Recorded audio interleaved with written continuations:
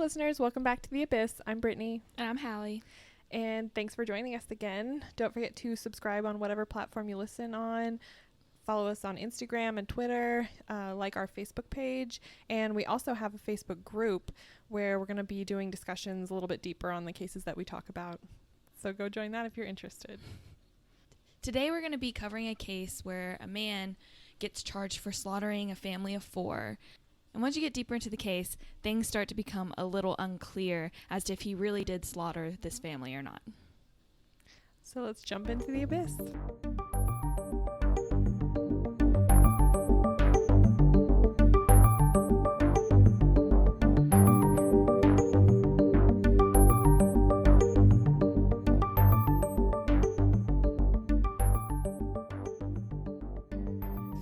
Earl Conrad Bramblett was born March 20th, 1942. He was the youngest of 5 siblings. He had 2 older brothers, Van and Norman, and he had 2 older sisters, Beverly and Shirley.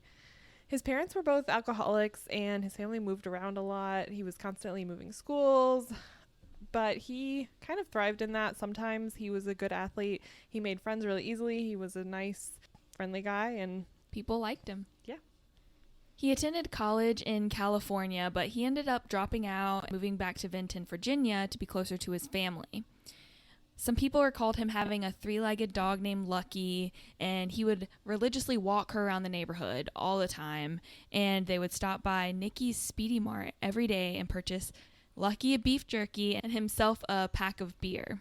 Earl took a job at a silkscreen press owned by his father, and he also got a job as a basketball coach at a high school in 1970. And here he met a kid named Blaine Hodges, and they kind of became acquaintances through coaching and things. They got to know each other a little bit. But Earl's life was changing a lot during that time. His father got sick and died, and Earl took over his silkscreen business. Earl got married. He had 2 kids, Mike and Doug. But he later felt like he didn't want to be tied down. He was kind of a free spirit, wanted to go wherever he wanted to go. So he got divorced after 6 years of marriage.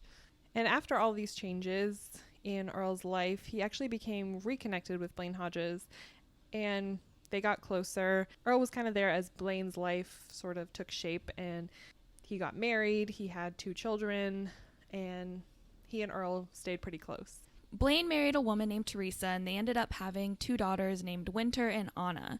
And Earl was hanging around the Hodges family all the time. They even referred to him as Uncle Earl because they were so close and he was always helping out. Blaine was working at the post office, and everything seemed to be going good until he was discharged for embezzlement of postal funds for nearly $4,600. He was supposed to face 6 months in prison starting in September 1994. The way this happened was the postmaster, Leslie Foster, did a surprise audit, and an employee who had been audited before Hodges went and told him that an audit was coming his way.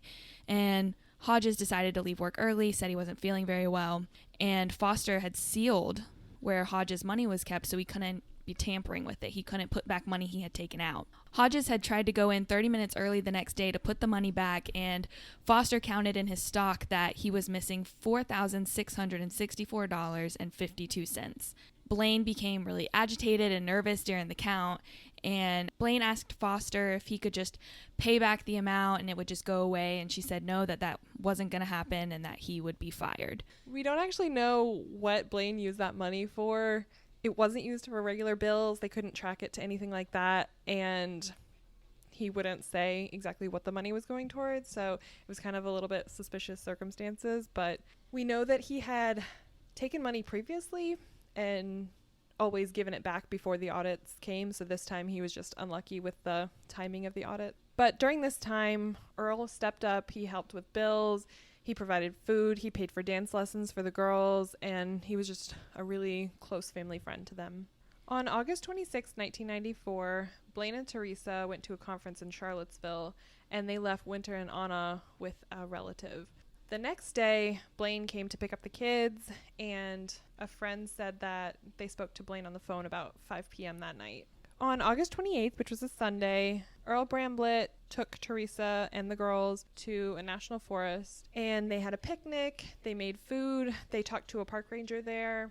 and just had a nice day together. When Earl and Teresa and the girls got home, Teresa went to make a phone call. She was trying to set up the carpool. School was set to start that following Monday, and so she was trying to get the routine going and figure out how her kids were going to get to school. But unfortunately, their phone at home wasn't working. So Earl took Teresa to a nearby convenience store so she could make that call, and she eventually talked to her friend at 4:30 p.m. Between 7 and 9 p.m., a few friends went by the Hodges house, and they saw a note on the door that said, "Had an emergency, back late Sunday, early Monday, Teresa." Two of these friends mentioned that they had seen both of the Hodges cars and that the home was dark except for a light in the basement. They called the home and nobody answered. They couldn't leave a voicemail because the phone wasn't really working, so nobody had heard from them for that time and nobody could get in touch with them. On August 29th, on Monday, at 4:50 a.m., a postal service worker was making their rounds and they saw a huge black cloud of smoke coming from this house that was on their route. He was hearing impaired, and so he flagged down a car that was passing by and they reported it to the authorities. It took several hours for them to finally put out the fire, and what they discovered on the inside was horrific. There was accelerant used, so they knew that this couldn't have been an accident. Once firefighters entered the house, they found Teresa's body on the couch in the living room. She only had on a pair of underwear. A bra and blouse were beneath her, and her shorts were across the room. She had severe burning on her body, and a clump of her hair was found on the staircase, which they believed might have been a sign of struggle occurring there. And she was actually still burning when they came in, so they had to put that fire out. They found Blaine's body on a bed upstairs in a bedroom. There were clothes piled on top of him, which seemed a little abnormal. And then they found Winter and Anna on another bed upstairs. Winter was only 11 at the time of death, and Anna was only 3. The autopsy revealed that Teresa had died from strangulation, and she was covered in diesel fuel. Blaine had a gunshot wound to his left temple from a .22 caliber gun, and a .22 caliber gun was beside of him on the ground, and his body had not been burned. Winter was found with 2 gunshot wounds in her head, and it was determined that the gun was fired while being pressed against her skin, and her body had also not been burned yet. While Anna had 2 gunshot wounds to the head as well, but the gunshot was determined to be inches from her skin when it was fired, and she was found in the same bed as her sister, and her body was covered in soot with only mild burns. They saw that the phone lines had been disconnected and that accelerant had been used around the house. Police originally thought that Blaine had just snapped and killed his family, and then himself. He had the gun lying next to him, so they kind of thought that the pieces fit together. So experts took a closer look at the gun. The barrel of this gun had been removed, and they pulled the bullets from the crime scene and tried to match them to this gun, and they found that the bullets that they found had not come from this gun that was lying next to Blaine's body. So the forensic investigator, William Conrad, was not convinced that this was the murder weapon. He didn't think that Blaine had pulled the trigger. So investigators took this to mean that someone may have placed this gun there to throw investigators off, maybe put them on the wrong trail or slow them down, and they looked at it as a investigative countermeasure, basically. They also found that the serial number had been filed off of this gun, so it couldn't be traced. The medical examiner also found that Blaine was killed around 12 to 24 hours before the 3 others, and that he had no evidence of smoke inhalation. At the crime scene, they also found a single pubic hair on the bed between the 2 little girls' bodies. The crime scene had a lot going on, and investigators started to do interviews with close family and friends to see if anyone knew anything that was going on the days prior or what might have happened that night. And they decided to interview one of the Hodges' closest family friends, Earl Bramblett. It was known that he was over at their house all the time, that he would babysit the children, so if anyone was to know something, Earl would probably be their guy. At 5 p.m. on the day of the incident, Earl was interviewed by the Vinton Police Department. Mark Vaught, an investigator, told him that the entire family had died, and he didn't tell them a lot of other details, but he said that Earl started to cry and he seemed very distraught and that there were no visible tears. So it kind of looked like a show for investigators. Another investigator, Barry Kesey, ended up joining on Vaught's interview with Bramblett. They started discussing all the general things about the family, and they said that out of nowhere, Bramblett asked, quote, "Are you going to charge me with murder?" This seemed very off-putting to Mark Vaught, thinking like, why is this guy jumping to conclusions so fast? Like, we didn't infer anything about him causing the murder. It was also off-putting that Earl told them, quote, the son of a bitch offed his family and killed himself, end quote. The police kind of took this as him admitting that he was involved or that he had prior knowledge, and they almost immediately put Earl as a prime suspect in the case, and the police just started zeroing in on him. Bramblett's version of events were that he went to the Hodges house on the 28th, and Teresa came out of the house with the kids. They went to get coffee and went riding, but that he had not gone into the house, that he hadn't actually seen Blaine. Earl thought that maybe they were arguing and Teresa just didn't want to talk to him. That had been kind of a theme in their marriage lately. So Earl didn't really find anything weird about that. They got the food. They had the picnic at the national park. But during this time, Winter told Earl that she was afraid and she asked him to stay the night. This kind of concerned Earl, and he went to Teresa and was like, why is she afraid? Why is this little girl saying she's scared? And Teresa said somebody was after Blaine, but that he was taking care of it and not really to worry about it. So they continued to ride. They went to some overlooks. They played in the creeks and talked to the park ranger, like we said earlier, and just chatted and had a nice little day. Earl said when they returned to the Hodges house, Teresa tried to make that phone call about the carpool, but the phone was dead. So he took them to a convenience store so she could make the call. And on the way back, he said that Teresa saw someone at the Amway and she suddenly remembered a meeting she had with this person and she did not want to go to this meeting. So she asked Earl to park down the street so no one would see her car at the home and no one would really know she's home. She put the notes on the doors that we mentioned earlier and just seemed like she didn't want to talk to anybody or see people that were planning on meeting with her. Earl said he was going to stay the night and Teresa had gone up to get bedding for him so he could sleep on the couch, but she took a really long time and he went to go find her and see if something was wrong, and she met him at the top of the stairs and said, maybe you should leave. I think Blaine would be mad if you stayed. Earl ended up staying in his truck that night, which he did pretty often. He would sleep in his truck at the parking lot where he worked, and it wasn't really a rare occurrence. The next day he clocked in at work but left pretty early to deal with some personal business.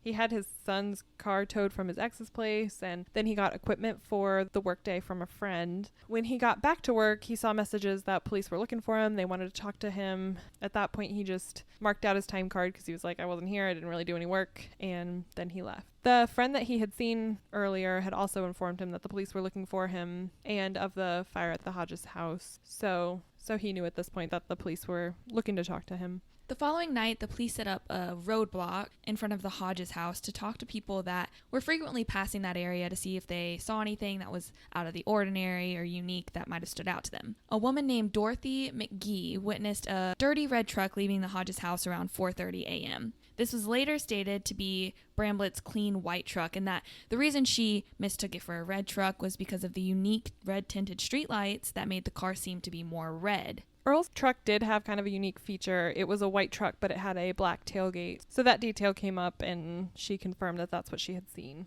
Once the family's funeral happened, Bramblett did not attend the funeral. This seemed a little bit out of the ordinary considering how close he was to the family, but he also had some pressure coming on him from the police department. On August 31st, 1994, the Assistant Chief of Police, William Brown Jr., went to Apple Valley Motel where Bramblett was staying to talk to him, and along with him he brought Blaine's brother. Bramblett was very upset about the murders. He was shaking and sobbing, and it was said that he blurted out, "Go ahead and arrest me for the murder," and that he had contemplated suicide. He had already written his suicide note. He was just very shooken up about the whole ordeal. Brown tried to calm Bramblett down and asked him if he would be willing to meet with him at 12 o'clock the next day at the Vinton Police Department to kind of talk about what had happened, what Earl's going through, what he's feeling. Earl agreed to do the second interview, but when the time came, Earl never showed up. So the police ended up going back to the motel to talk to Bramblett. They got there and they knocked on the door. There was no answer. So they were kind of concerned about it since he had threatened suicide the day before. So they retrieved a room key from the office and they opened up the door, and they were looking inside when Bramblett pulled up in a taxi. Bramblett and the police officer started talking, and Bramblett had dared them to arrest him, and the police considered this as a guilty behavior and really started to feel that Earl had something he was hiding. On the same day, the police sent 2 of Blaine's brothers in to talk to Bramblett with a wire, and one of them said that they saw a .22 caliber bullet in the crease of the chair in the motel room. So the next day, the police came back with a warrant to search Earl's motel room and his truck, and they collected writings, a detective magazine, they collected a .22 caliber revolver, cartridges and cartridge cases, they found bullets in the truck, and they considered this to be a lot of evidence. So they took the evidence back to the lab and compared it to what they had found at the crime scene. They compared firing pin impressions on the cartridge and found that they had been fired twice, which they took to be a forensic countermeasure, like someone was trying to cover their tracks, because that can be used to kind of identify unique features. The investigators said that the firing pin impressions matched the cartridges found at the crime scene, and that the same firing pin had been used, quote, to the exclusion of any others. This linked Bramblett to the gun found at the crime scene, but not necessarily to the murder weapon. Police considered this gun to be a drop gun, so sort of just put there as a way to throw police off. So they connected this to Bramblett, but they hadn't found the murder weapon yet. Police went to the sign shop where Bramblett worked and learned that he was scheduled to work at 5 a.m. that morning. They looked at his time card and saw that it had been marked out. So they gave it to a forensic expert to try to lift the marking out and see what was underneath, and they saw that it had been marked as 5:08 a.m. After the police went through Earl's things, it was said that he came to work the next day very angry, and who wouldn't be, you know, after people started searching through your things and you might be being charged for a murder. And an employee later saw that there was water leaking out from under a door. So he got curious, he went in there to see what was going on, and he found that a pair of pants were in a sink that was overflowing with water. And he thought that they were Earl's pants, and they smelled like solvent that was used at the sign place. He ended up turning them over to the police, just better safe than sorry, and the police decided to use this as evidence against Earl.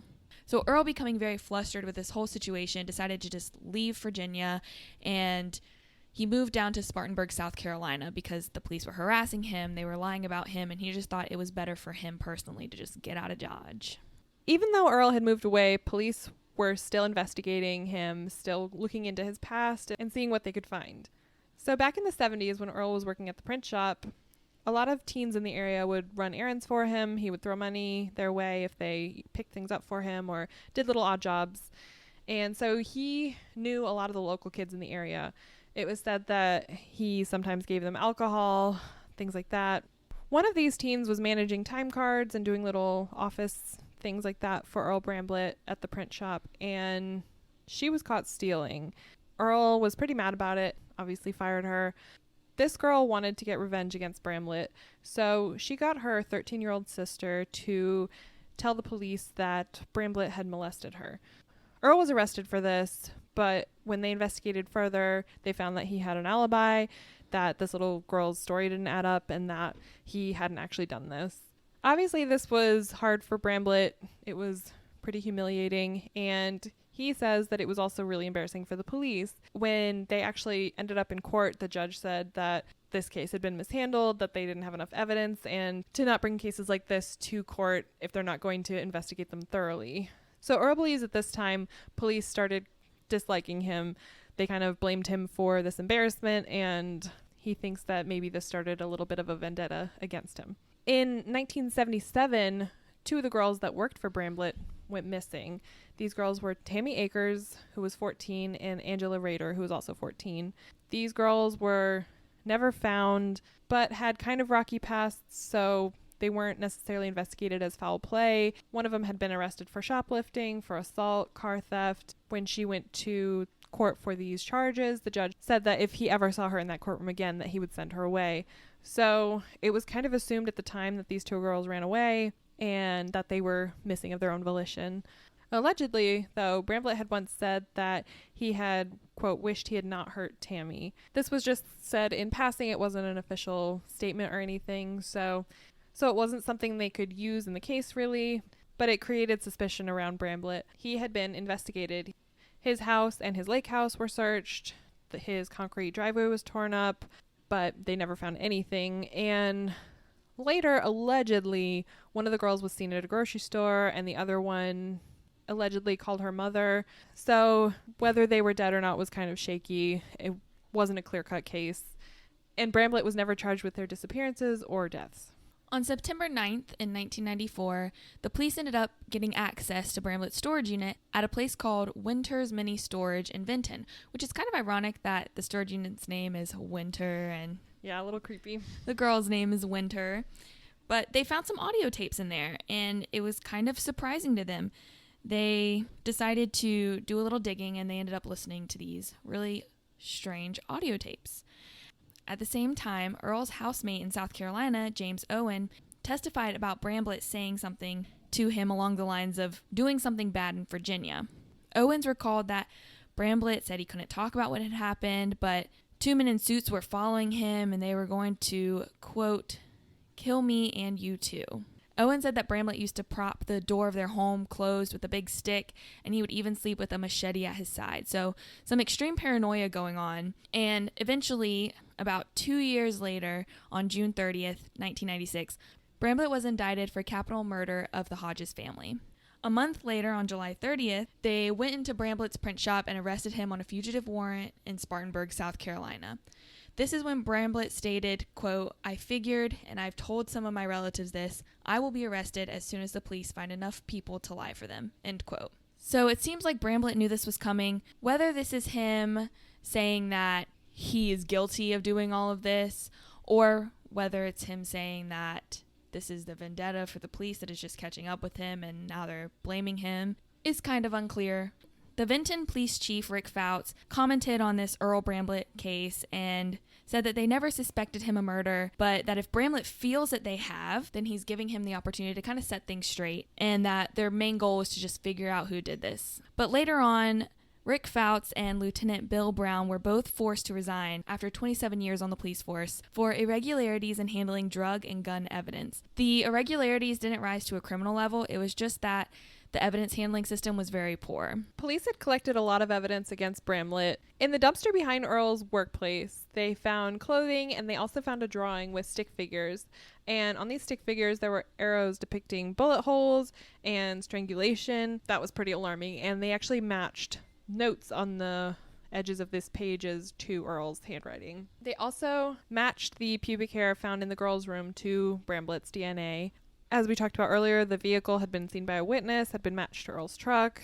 The jeans that the employee had found at Bramblett's job were soaked in the same kind of accelerant that was used at the house. And the matching bullets, like we talked about earlier. They noticed that although Bramblett had said that he slept in his car that night, that his boss had seen him with freshly combed hair, clean clothes, freshly shaven. So he looked pretty put together for someone that had slept in their truck. But now granted, Bramblett said he slept in his truck a lot, so maybe he had sort of stuff in his car that would help him look a little more clean and put together. Yeah, definitely not impossible for someone who had that routine. They also thought the time card was really significant. And like we said, underneath the markings, they had seen 5:08. His workplace was only 12 minutes, just under 5 miles from the Hodges home, so he would have had time to set the fire and get to work in that amount of time. They also thought that marking out the time card was evidence of a forensic countermeasure, that he was doing that on purpose because he was like, oh, I don't want them to see when I got there, even though he had said it was a pretty innocent reason. A year before the incident even occurred, it was discovered that Bramblett had sent 2 packages to his sister in Indiana. He told her that if anything had happened to him, at least he would know that she would have them, and he told him to just hold on to them. Never open them, put them away, just hold on to them. So she did as she was asked. She put them away. She didn't touch them. And her daughter reminded her about these boxes after Bramblett left from visiting her, letting her know that he was worried about being charged with the murders and that he was going to be questioned. His sister became afraid to keep the boxes and she wanted to put them into safer hands, so she turned them over to the police department and gave them permission to open them, do as they please for evidence purposes. It turns out that the boxes had photos of Winter and Anna, as well as 62 audio tapes like the ones found in his storage unit. And these audio tapes had Bramblett just talking, kind of like a journal entry. He was mentioning his attraction for Winter. It also mentioned his paranoia. He thought that the police were always watching him. He started recording all of his thoughts and all of his suspicions, and he thought that the Hodges family were trying to set him up with Winter to trick him into doing sexual acts with her. We're going to play a little snip now from one of his audio files, just showing you the type of paranoia that he had. Trying to buy his goddamn out of jail by using his daughter as some kind of sexual enticement toward me.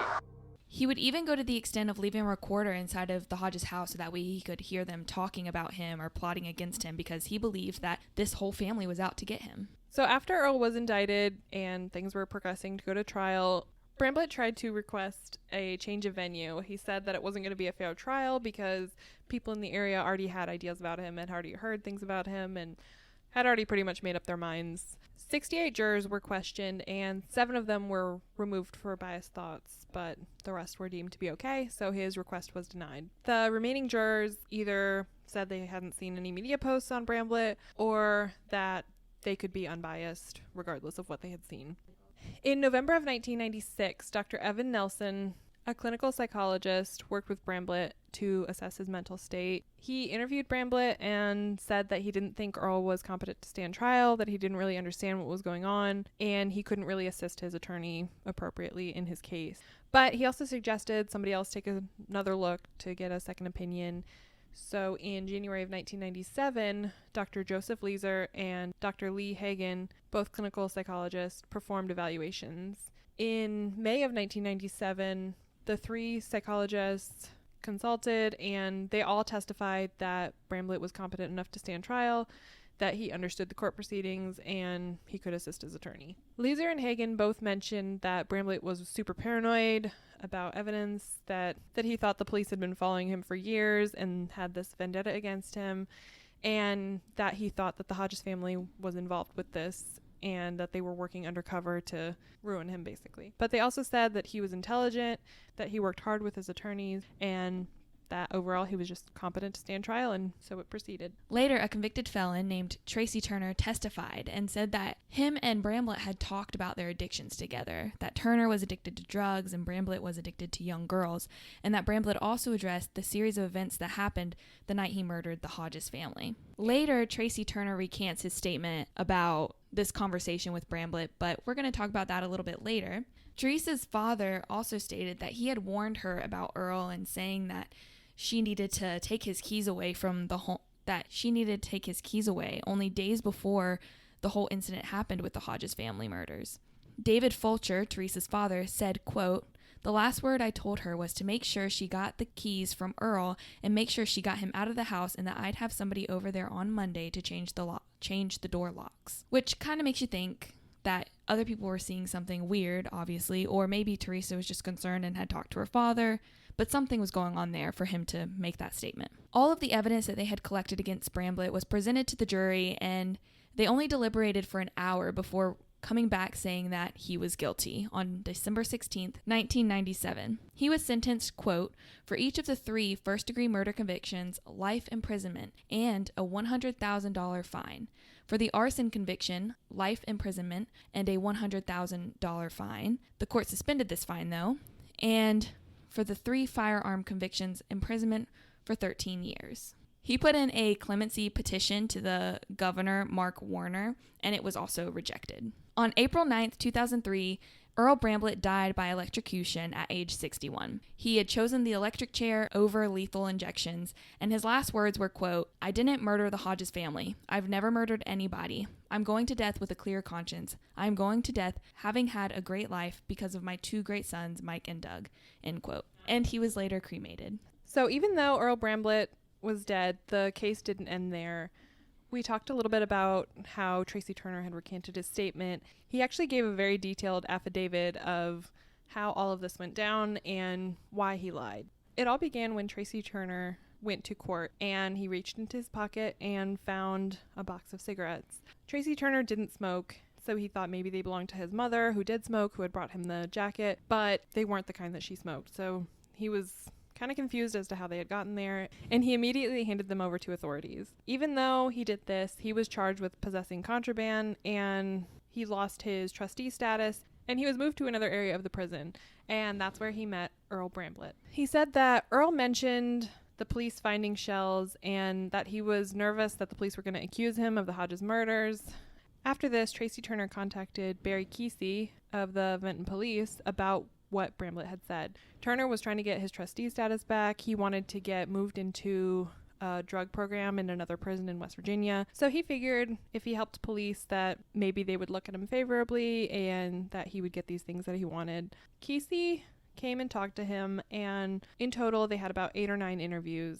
Kesey said that if Turner helped him, that he would look into getting Turner into this drug program and get his trustee status back. So they kind of formed an informant relationship based on that. Turner kept asking throughout these interviews when his case was going to be heard, and he was told that his case would be heard after the Bramblett case concluded. So he kind of took this to mean as long as he played along and did what was asked of him, that this would happen and he would get what he wanted. He was also given special privileges for his help, which was pretty unheard of. He got to attend a county auction off prison grounds without a guard, which was very shocking to a lot of people, including the night guard. Tracy said when he got back that night that the guard was very surprised that he had been out and thought maybe something weird was happening, but once he talked to Kesey, he was like, all right, and they never talked about it again. They mentioned that this was even strange because of the fact that he had, 27 years left on his sentence, which was really unheard of for him to be able to just go outside. Yeah, it wasn't like 6 months in prison or something like that. He had a long sentence, and even he thought it was crazy that he was allowed to do this. With all these privileges and all this stuff looming, Turner felt like he really had to come up with some useful information for Kesey. At their first meeting, Kesey and Turner talked about Bramblett, and Tracy mentioned that Bramblett was nervous about the shell casings found and that he was going to be linked to the crime. He said that Kesey sort of prodded him and was like, oh, wait, you mean the 22 shells that were found in Bramblett's truck? And so in doing that, he was kind of feeding Turner some specific information. And Tracy said that that had been the first time he had ever heard about them being 22 shells or that they were found in his truck. And Turner also said during that meeting that Kesey told him that he believed that Bramblett was responsible for the disappearances of the 2 girls we mentioned earlier in the 70s. And Kesey also said that he thought Bramblett was a child molester. And so all of these things were kind of feeding into Turner thinking, all right, well, Bramblett's just a bad person, so even if I kind of bend the truth a little bit, that you're still doing it for the greater good, basically. Yeah, like he's helping serve justice in a way, as well as getting something that he was going to benefit from in the long run. So Kesey told Turner just keep talking to Bramblett, make him comfortable, try to get some more information out of him. And Turner said that this was kind of the beginning of Kesey not directly telling him to make things up, but kind of suggesting that he really needed something good. He needed some good information, or that he wasn't really interested. So Kesey would kind of feed him a little bit of information, and then Tracy would kind of create a little bit of a story around that. And Turner said, quote, during each of my meetings with Kesey, he brought a tape recorder. He did not turn it on every time. On the occasions that he did use it, we would talk for a while off tape, and then he would turn it on just to get a few statements from me. During these meetings, Kesey was providing me with information that the police or prosecutors had found or were trying to allege. Turner also said that he never took notes of these talks with Bramblett, that even though he had testified in court that he had notes dated for each of these conversations with Bramblett, that really that wasn't true, and that he had never taken notes, that he had never been asked to take notes, and he had never told anyone that he had taken notes during the interviews with Kesey. So throughout this affidavit, Turner states that most of what he testified to wasn't true. He said that Bramblett had never talked to him about addictions, that he had never said he was addicted to little girls. He said that he had never heard any stories about the events of that night. He was also over-exaggerating some stories for the benefit of Kesey. Tracy Turner said that sometimes when he would fabricate these stories, that Kesey would kind of nudge him in a different direction, or Turner said that sometimes he would seem excited or sometimes he would seem nervous when he would say something, and that would kind of prompt him to say something different. Like when Tracy Turner said that Earl had admitted the murders to him, he said Earl had said that he killed the whole family around the same time, when investigators knew that Blaine had been killed 12 to 24 hours before that. So Tracy Turner said when he said this, Kesey kind of seemed like not happy with it.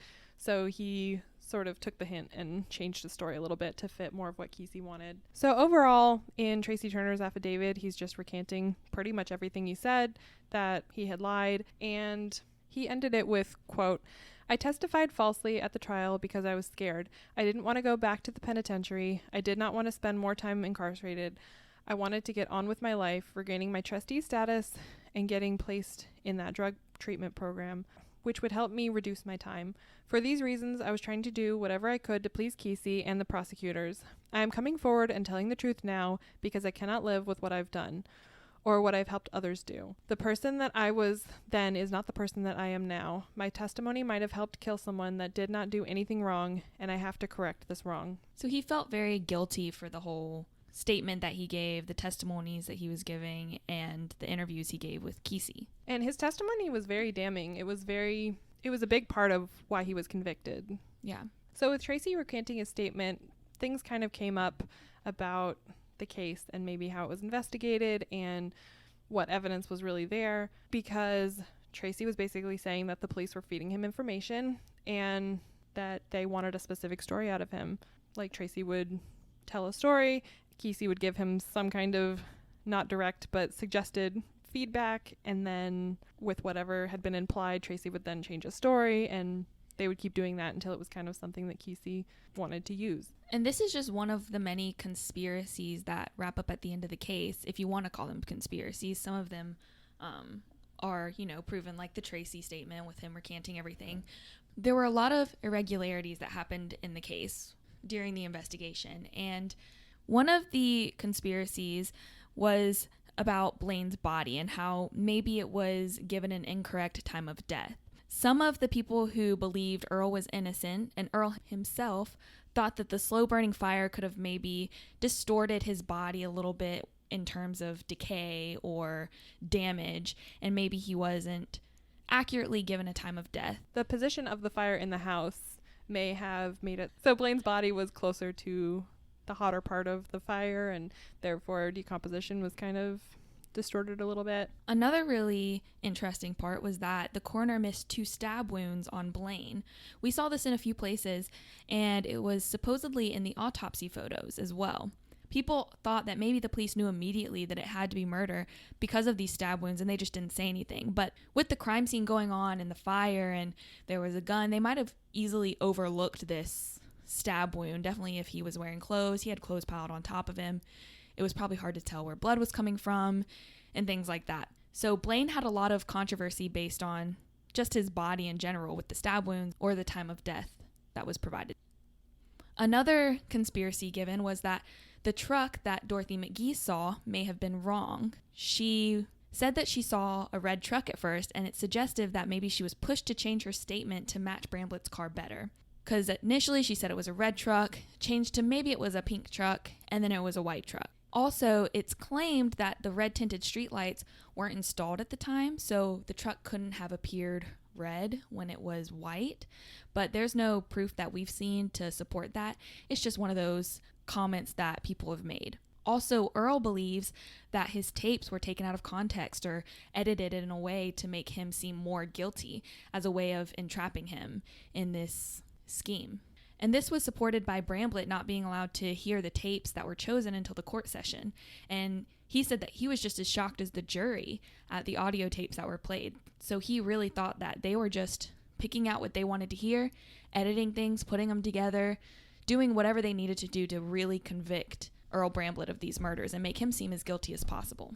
And it seems like Bramblett really did believe that there was this conspiracy against him involving the Hodges family. He thought that Blaine was going to get out of his prison time if he set Earl Bramblett up, because he believed that ever since the 70s, the police had been after him. And so it was this really drawn out thing in Bramblett's head that he really thought there's all these people after him and he's not safe anywhere, can't trust anybody, regardless of whether he committed the crime or not. He was definitely in a state of mind that was pretty frantic about all these people against him. And you can tell that he genuinely thought that they were using Winter as kind of a lure for him. He really described in detail how he thought this was going on. Also, the pubic hair had a really interesting story around it. From Bramblett's statement, he said that they had taken a sample of his pubic hair on December 13th, and then they found the hairs on December 18th. So this was 5 days afterwards. So he thinks that maybe they had planted this pubic hair. He had given it initially for comparison purposes, thinking that they had already found something, and then for them to not find it 5 days later was kind of a shock to him. It also has a sense of reasonable doubt because of the fact that he lived in that house for a while. He slept there and he showered there, so it's not abnormal to find his DNA all over the house. It's also interesting that they never took his blood sample.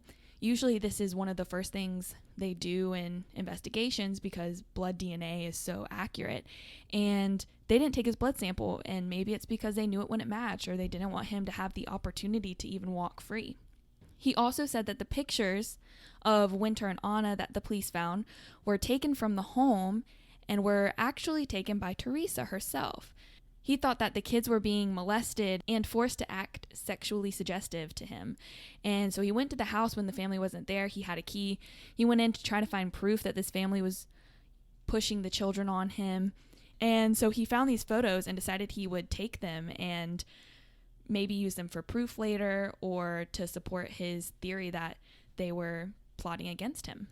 There are also some other theories surrounding Teresa and Blaine, with Blaine stealing the money from the post office and them not really being able to trace where this money went. It was theorized that maybe it was going towards drugs, or maybe he was involved in some kind of organized crime like that. So potentially there were people out to get Blaine, and we know in organized crime, drugs, things like that, that it doesn't necessarily take a lot for extreme violence to happen.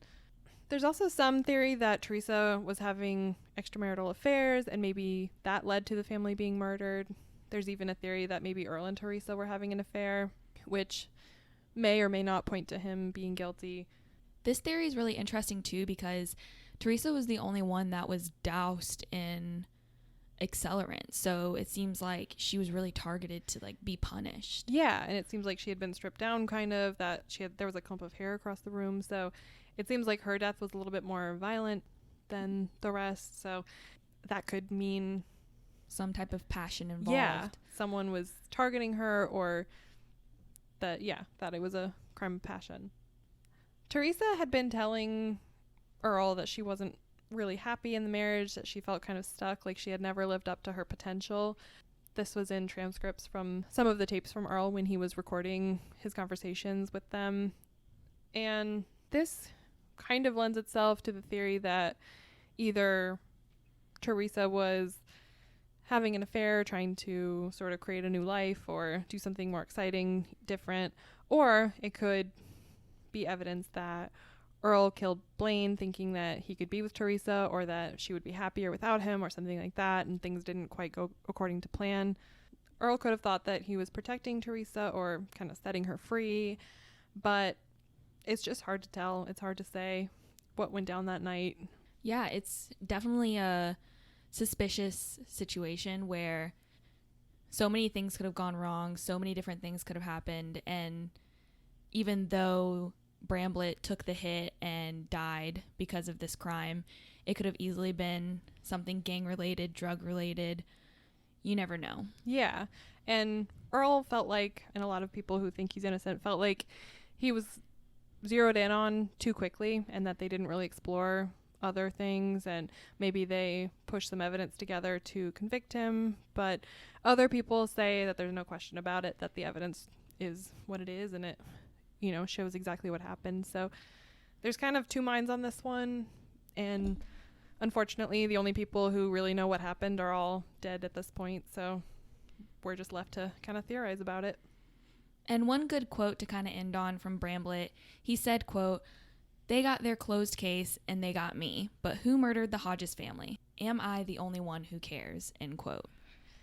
And I think what's kind of interesting about this case is it's clear from his own statements, from his tapes, from all that stuff, that he was having some pretty heavy delusions of these conspiracies, these people after him, the cops were after him, the family was after him, like little girl was after him.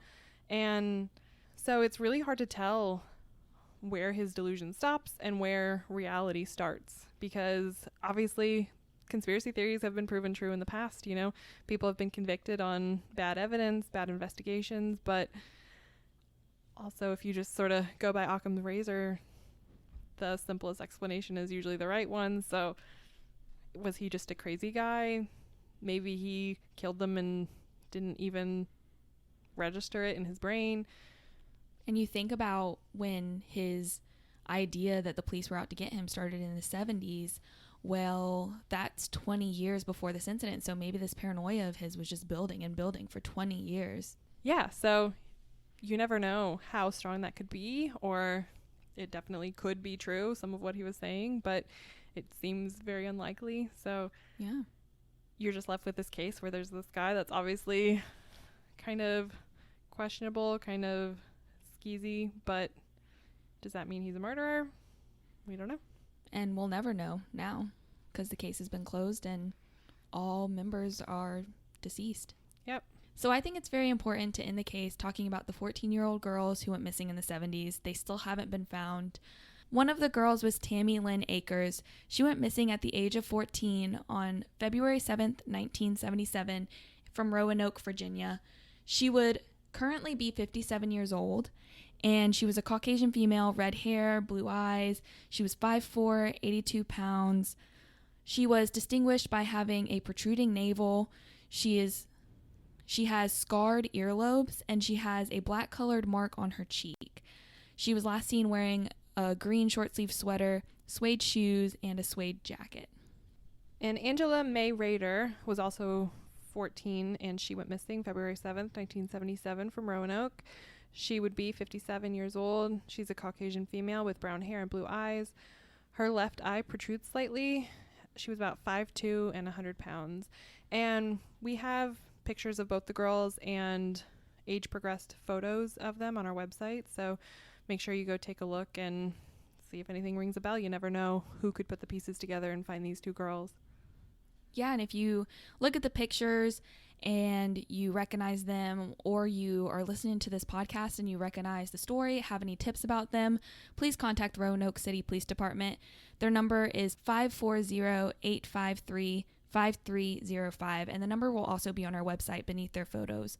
So, yeah, that's a pretty wild case and a lot of twists and turns there. Yeah, and Brittany made a good point when we were researching that this kind of is what we define our podcast as, the abyss. You just get sucked into all these details, all of the little twists and turns and things that not a lot of people may have heard of just by reading the news articles. Yeah, so we find it really interesting to get to the bottom of these cases. If you ever can get to the bottom, I guess. We just sort of try to find what we can and put it together for you to make your own decisions on what you think happened. Yeah. So thank you guys so much for tuning in. Please like us, subscribe to us, rate us, follow us, all those fun things, and stay tuned to hear our newest episode coming out in 2 weeks. And if you would like to, you can stay tuned for the bloopers that we have at the end of every episode that kind of make fun of ourselves and our mess ups because we all get tongue-tied sometimes. Yeah, so we really appreciate you listening, and we'll see you next time. Bye.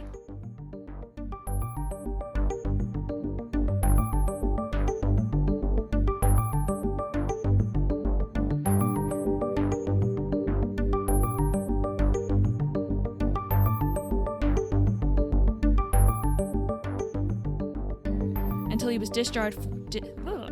So we took her to a convenience.